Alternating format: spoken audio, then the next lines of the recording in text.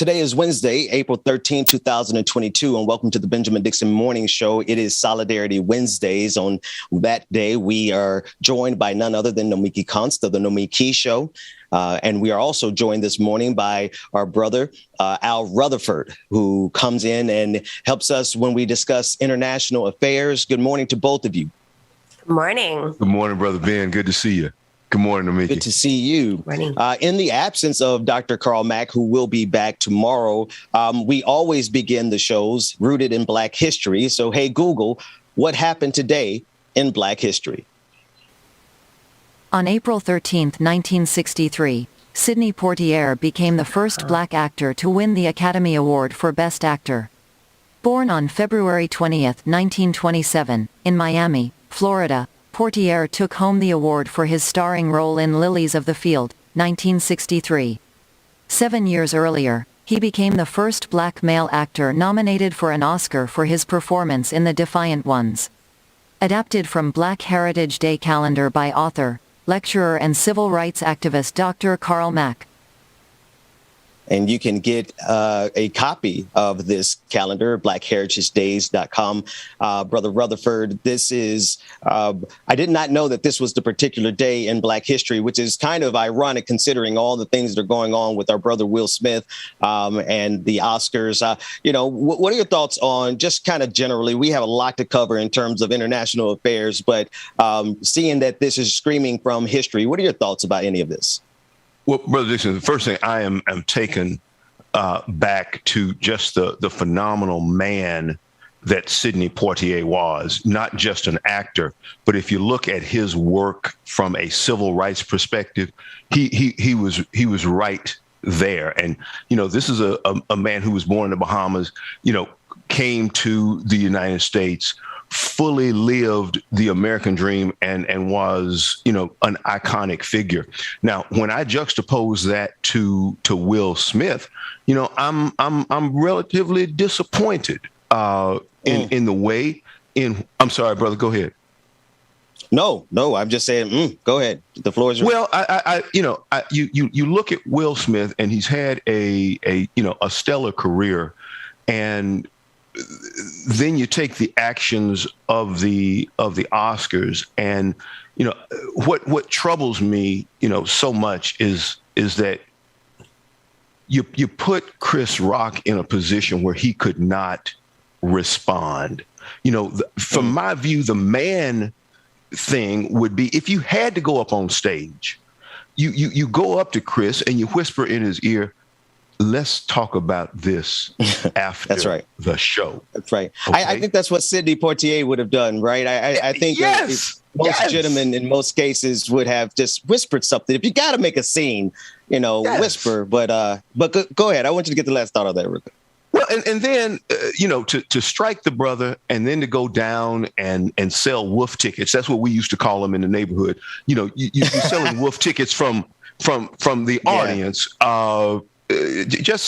There's a word for that kind of guy. We're not going to go into it on the show, but I think Absolutely. What I'm saying. Absolutely. Thank goodness Brother Mac took today off because I'm sure he would have ran headlong right into that. Nomiki, I want to shift gears pretty dramatically and come to your neck of the woods. The investigators are now still looking for the person of interest involved in the shooting of 11 people in a New York City subway.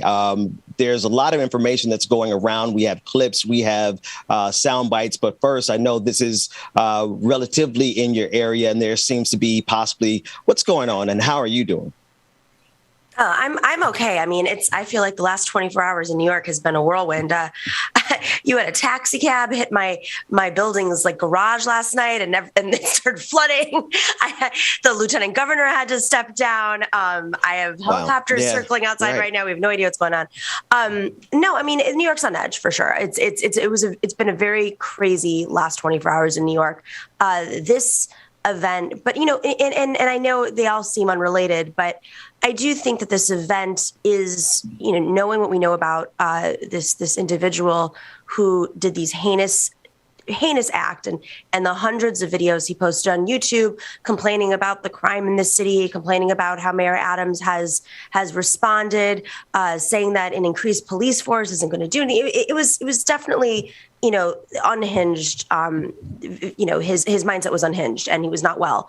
But it does call into question these larger questions that are part of the national narrative now, which is, is an increased police presence really going to make a difference in terms of the crime? And, when you look at the crime that has existed and it has spiked in the city, it's by no means where we were in the 90s or 2000s even. But it's unusual crime, right? I had a guy in my neighborhood with a machete the other day. You have unhoused people pretty much everywhere because we have a housing crisis in the city. We have a mental health crisis in the city. People are being pushed on the subways, but they're looping it all together as if it's all the same type of crime, and it's not. And we know this. We've learned these lessons in New York City. And so we talk about increasing police presence and, of course, funding. Well, all that funding and the video cameras didn't even work on the subway platform, which is part of the NYPD. So, there's a lot of lessons here about how are we, Mayor Adams is a former police officer. He talks about smart policing. Well, let's get smart. You got the budget. How are you using it? And if an event like yesterday took place and there wasn't camera footage because it was faulty, well, who's checking on that? I mean, this is a city that has more cameras you could possibly imagine. We are under surveillance at every single moment. And this man is still on the loose. And the only reason they were, from what I understand at least, that they were able to find him was because he dropped a credit card. And then they connected it to a U-Haul that was parked somewhere else. So that's right. I'm just curious, where's all this money going? Where is all this money going? Brother Rutherford, some of these things scream out at me, particularly with the broken cameras, yet we have a multi-billion-dollar police state across this country. In the city of Jacksonville, pastors are getting ready to gather to meet with the local sheriff there because of the lack of investigation. And in some cases, it's because they didn't have video camera footage of a particular area. I know this is kind of like a tangent here, but isn't it mighty convenient that cameras aren't working in certain neighborhoods at certain times? My brother, all I can every single place. Take it. My brother, all I can say to that is, you raise a very salient point. Things just don't seem to work in our neighborhoods. It's just unimaginable. The New York Police Department has one of the biggest budgets in the world for policing. As Sister Nomiki said, you've got Eric Adams, who is a former police officer. Okay, you've got to manage appropriately, and you've got to set some expectations. And one of those expectations is the equipment ought to work. This is not a hard thing, but let's unpack the situation. And we have a mental health crisis going on in this country, and it is manifesting itself in New York. We have a homelessness crisis going on in this country, and that is manifesting itself in New York. And we also have a violence situation. But the way in which you deal with those things are not all the same. See, policing, is one aspect, but good mental health care and responding to people in time of need, is perhaps a better way of approaching these things than just trying to say, oh, okay, give it to the police, let them handle it. We need to be more strategic in our approach to problems. You break problems down. Not every problem, is hammer and nail. If all you got is a hammer, then every problem you see is a nail. It's not that way. We've got to be more solutions focused and not just talk about increased policing. And, one of my big concerns has always been the militarization of the police and using all of this equipment that was used on foreign soil to now come back and try and, quote unquote, maintain control. I think we just have to take another look and reimagine what we are talking about as it relates to policing, especially in the 21st century, because that policing and the links to oppression go way back. And right. What we have to do is change some mindsets and change the paradigm around, what we are looking for when we talk about serve and protect. Mm-hmm. That's it. Nomiki, but he mentioned, Brother Rutherford mentioned the militarization. Here's a sad thing. None of the cameras, none of the tanks, none of the Humvees, none of the flashbangs, none of the robot dogs from Black Mirror, none of those things stop this from happening. Yet I guarantee you, Mayor Eric Adams is somewhere right now crafting a speech to declare this is why they need even more money. Yeah. Tell me about that, Jig. Come on. I mean, it's so funny. I feel like I'm a broken record when it comes to all things neoliberal. I like to see where that money's going. I don't know where, all these accounting firms, all these consultants. Well, I'd like to see. Let's do an audit of the NYPD. It should be public. That's right. I mean, this is our money that we're putting into the NYPD, not to mention many other services in this country. I would like to know where that money is going. I mean, it's so interesting that the defund the police movement has suddenly become a massive fund the police more movement when they've received more money than ever. Really curious how that happened. But aside from that, I love this conversation because, New York has gone through a tremendous transformation that is a result of multiple things, good and bad. I mean, the neighborhoods being completely gentrified has turned Manhattan into like a glass tower, Dubai. There's a lot of reasons why crime has gone down. Part of it is just, in Manhattan alone, it's just like nobody living there. I'm joking, but there's plenty of people living in Manhattan. But there are actual apartment complexes that, are pretty much empty. And there have been incredible articles about this. But aside from that, we learned a lot of lessons about failed policing in the 70s, 80s, 90s, and 2000s, and what caused the surge in crime. And it was very complicated. And it's not the same as today. The majority of people, we've been under a pandemic where people have been locked up at home. We have mental health issues, as was mentioned. We're putting no money into mental health.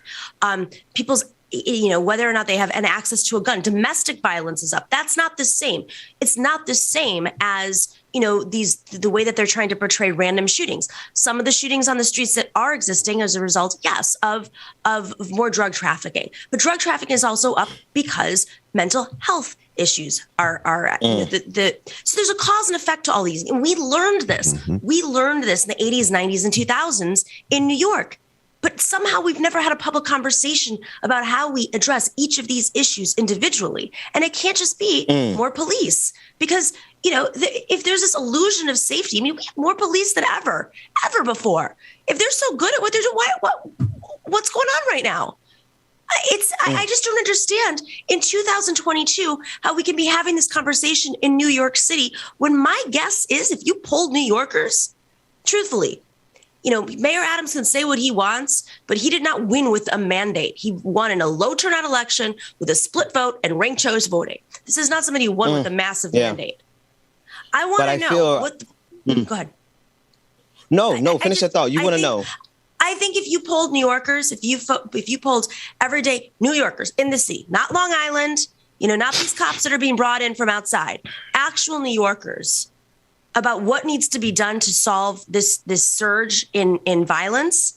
And what it is about the violence is it's unpredictable violence. It's not like, it's the random, subway shoves, et cetera. I'm going to guess that they would say that maybe we fund mental health. Maybe we find more housing. Maybe we deal with these other issues. Giuliani just sent the homeless to Puerto Rico. Seriously, that's what he did. That's how he solved it. We can't go that way. We can't go back that way. You guys got to forgive me. I am sending out a tweet. Nomiki, this is inspired by you. Hashtag audit the police. Hashtag audit the police, because if you have a problem with us defunding the police and you have a problem with us abolishing the police, my preferred, then let's audit the police, because if your cameras aren't working, then why are we giving you billions of dollars? You can't even get functioning cameras. I have a functioning camera on my patio in real time. What is the problem? Hashtag audit the police. Let's shift gears and go to war crimes in Ukraine. Brother Rutherford and Nomiki, like, I have had to put a safe amount of distance between myself and the Ukrainian war because of, in war, there are war crimes, and we are seeing bodies piling up in various cities. And we're also seeing an escalation in intensity. I just want to go, before we get into the details of all of the particulars, I want to just see, Nomiki, what is your gut reaction when you're hearing these reports of war crimes coming out of Ukraine committed by Vladimir Putin? I don't think, if we have NATO and if we set up the United Nations to prevent this from happening again, then are we going to prevent this from happening again? I know this is incredibly complicated. I know that the U.S. under Biden's policy, foreign policy, is about leading from behind. But who are we kidding? This is everyone's aware. Zelensky's aware that Ukraine is a proxy war for some greater global geopolitical shift, in Putin's mind. I know that there are people who are much smarter than I am who are working on this. But I do think it's of note that the Biden administration, or Joe Biden himself, on the record, not in some gaffe, on the record, has called these war crimes. And I think that is an important thing to emphasize. We say this almost in passing, but that kind of rhetoric is intentional and has consequences. So at this point, the people are predicting this is going to go on potentially for years. What is the end goal here? Is it to exhaust Russia of its energy? I mean, there's a humanitarian crises all over the world now as a result of this conflict. Right. So I'm just curious if it's a no-fly zone. I don't understand. If the whole point of not having a no-fly zone was to de-escalate, well, it's not de-escalating. So I'll leave it there. I'm by no means an expert on this, but just from my 1 million foot perspective, that's my takeaway. Well, Brother Rutherford and Nomiki, don't sell yourself short, because a lot of the analyses are heading in the same direction. Brother Rutherford, you are an expert in this arena. What are your thoughts as it pertains to the length, the projected length of this war, the war crimes already at the onset? We're not even 2 full months into it. What are your thoughts? Well, I will tell you, Brother Ben, that what Vladimir Putin initially thought he was going to get, what his advisors perhaps sold him, was this weekend war. We're going to invade on Thursday. We'll be back home sipping vodka by Monday. Well, he's making some internal changes. He is changing his intelligence apparatus leadership. And he has also made a change in the commanding general overseeing the fighting now. And this is a general that we do know a little bit about. His name is Vornikov, and he is a veteran of Syria. He led the siege actually on Aleppo, and so we can expect now a longer war, and what I would expect, number two, a more violent war, especially against civilians. As far as time, I mean, let's go back and let's look at Chechnya. That's a multi-year situation. You look at Syria, that civil war is still going on. And then when you just go down south to Crimea, I mean, that's 2014. So that's 8 years. I mean, this is likely to be a multi-year conflict. And what I think ultimately Putin would be willing to settle for, but I don't think at this point you can sell the Ukrainians on it, is more of a North Korea, South Korea kind of stalemate in essence, because what has happened now on the battlefield is you had initially a decapitation strategy. The idea was to sweep quickly into Kiev, capture or kill Zelensky, install a pro-Russian leader, and then, pacify the country in a relatively quick fashion. The Ukrainians had, a say in this fight. You know what they say, or I think it was maybe Mike Tyson who used to say, everybody's got an idea of how the fight's going to go until they get hit back. Exactly. First hit. Yeah. Right. Bam. Until you get hit in the mouth. Well, the Ukrainians hit back really, really hard.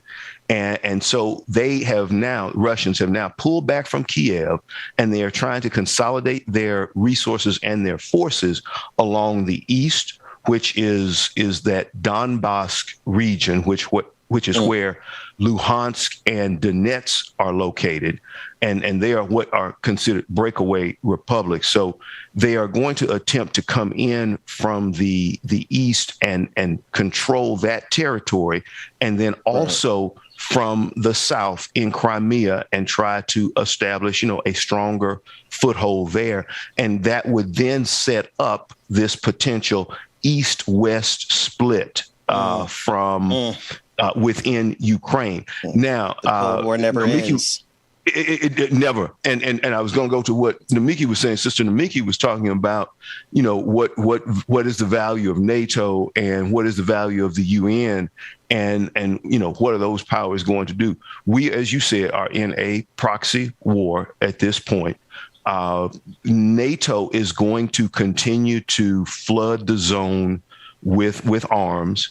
The UN is going to sit, I think, on the sideline and say, this is terrible, but I don't see a UN peacekeeping force coming in, because right now there is no peace to keep. But it is again the introduction of military aid from NATO that I think you'll continue to see. You'll probably likely continue to see more U.S. troops going into those immediately adjacent new NATO countries, Lithuania and perhaps more soldiers into Poland, things of that nature, to try and, one, keep the leadership in place, keep them calm, and to potentially, send a message that, they've been saying, if you step foot, we're going to defend every inch of NATO territory. And so I think you continue to see, that troop movement in and around those countries. I want to just give a few details here. As reported by the BBC, the U.S. and Britain say that they're looking into reports that chemical weapons have been used by Russian forces attacking Ukrainian port of Mariupol. And actually, Nomiki, one thing that you said that I want to bring out is that there is a loosening of ties with Vladimir Putin, that alliance that he had, that global alliance that he was counting on. As this draws out and more war crimes are committed, there seems to be a distancing, even with Austrian Chancellor. The Austrian Chancellor called out Vladimir Putin over the war crimes, right? On a trip that Vladimir Putin, I figured Putin probably thought it was going to be friendly. But the Austrian prime minister made it clear, no, this was not a friendly trip. And so I'm wondering what you think about this as we get ready to close out this first half. Well, this is a genocide, and it's not the first genocide. I mean, much of Syria is completely wiped to the ground. And it was another proxy war. And it is a very complicated proxy war in which the Biden administration, I think that weighs heavily on their mind, because I with all due respect to President Obama, there might have been a moment where we could have done something, and then it spiraled out of control and became a proxy war for the entire Mideast, right? And I think the fear is that that'll happen again. And of course, that empowers Putin in many ways. Yeah. I mean, this is a genocide. We just have to keep saying it over and over. This is a genocide. We can sit here and we can play the game of the United States has had their imperialist and humanitarian crises, including the one at the border right now in our own country. But this is a proxy war over geopolitical. What Putin is attempting to do is reshape geopolitical powers, whether or not he thinks Russia is going to be that, or throwing chaos in and just basically weakening the U.S. so that some other force like China could. I'm not sure what his end goal is. That's for people much smarter than me to decide. But I think the concern is that you're going to have another situation in which you're going to have a country that is a shell of itself, refugee crises, which is going to create, so many. I mean, with war comes all of the crimes attached to war, not just war crimes. That's right. It's a tremendous. There's already tremendous pressure in the in Europe right now with the refugee crisis from Syria and from parts of Africa. Add to that, they just cut the budget of a lot of these refugee camps just in the fall and had to shut them down. So now you go through another influx of refugees in Europe and around the world. It's quite a bit. Listen, we have to go to a quick break. I know, Brother Rutherford, you're going to stay with us. Nomiki, I'm not sure if you can stay. If you can, that would be great. But if not, let everyone know where they can catch the rest of your content that's coming up real soon. Yeah, so thank you so much. So Ben, it's always a pleasure having you on the Nomiki Show on Wednesdays. I know you've got some really hard work in Florida right now that you're working on, but every Wednesday you can check out Ben on the Nomiki Show for Solidarity Wednesdays at 8 p.m. on Twitch, on YouTube, on all the podcast platforms.